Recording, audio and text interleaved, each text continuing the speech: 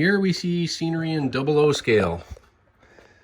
Yep, not too bad. Here we have scenery I've done in N scale, so it's quite small. However, I've never done scenery in G scale. It is really quite different. This is a bucket of granite fine grinds that you use for pathways and stuff. So it's real stone. Well, I'm using it there.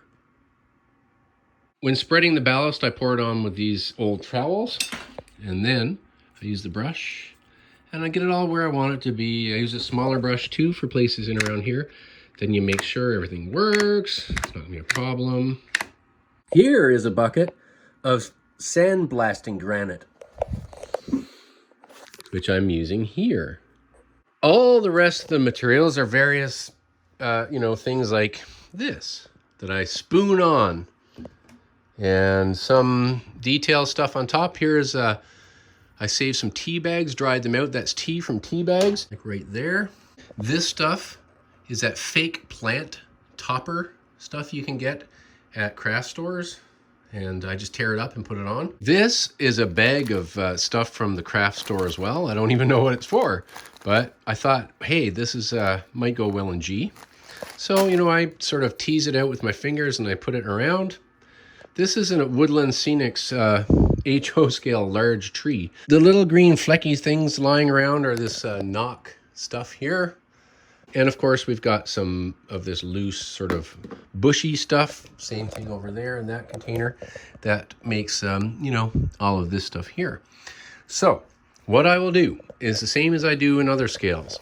I've got it all laid out like that. You dare not sneeze because it will go everywhere. This is all just loose. I'm going to glue it all down. And here's how. The recipe I use, I'm not making this up, I get this from others, is 1/4 to 1/3 white glue. The rest hot water from the tap so that the glue dilutes well. And 1 teaspoon, or a little more in my case, just dumped it in, of dishwashing soap to help it thin and spread easy.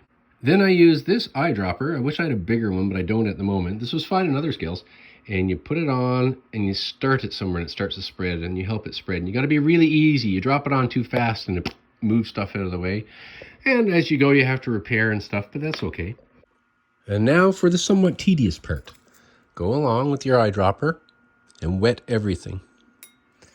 And you'll find that it starts to soak in. You can see, I don't know if you can see, but here, this is all wet. It's soaking in. It's starting to spread and soak into everything. I literally pour this on everything.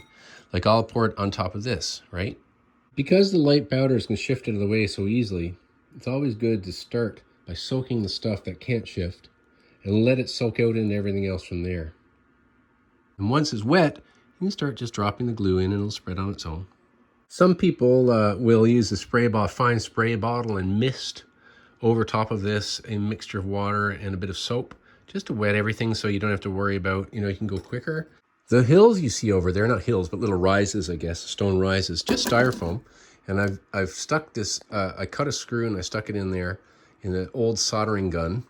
And this one's not done, this is broken there, but you see I start to shape it. I go back, I cut it and start to shape it. I usually do that outdoors with an extension cord. Incidentally, this is just household paint. Go to your household paint supplier, get some latex paint. Here's one. For cheap, you get these samplers. I chose this one because it was called Stone Mason Gray. I take said brush and I mostly dry brush. I dollop it on and I get it all wet. Not to completely cover in the black. You see the black coming through. It's just, you don't have to paint it all completely, but look at the difference between here and here. And then while it's still a bit wet, I very carefully rub it off the tops of the rails. These poles don't look too bad that brown either. Now I've gone with my spoon and a bit of powder and I put little dollops here and there where, things were showing through. It's always a good idea as this stuff dries every now and then to come down with your switch point and do that. At some point it's going to stick a bit. And just because, see, like now, because the glue and water mixture is everywhere. Switch points are always fiddly things, and I'm just going to clean out in there and, all that sort of stuff. I decided I didn't like the tree that was there, so I've put this to see if I like that. All I've got to do now is wait for this to dry. I've already gently cleaned off the tops of the rails. It's still wet, but you know, I just want to see. I can't wait to see what the train looks like running through it. See, it looks so much better already. Just this one little corner.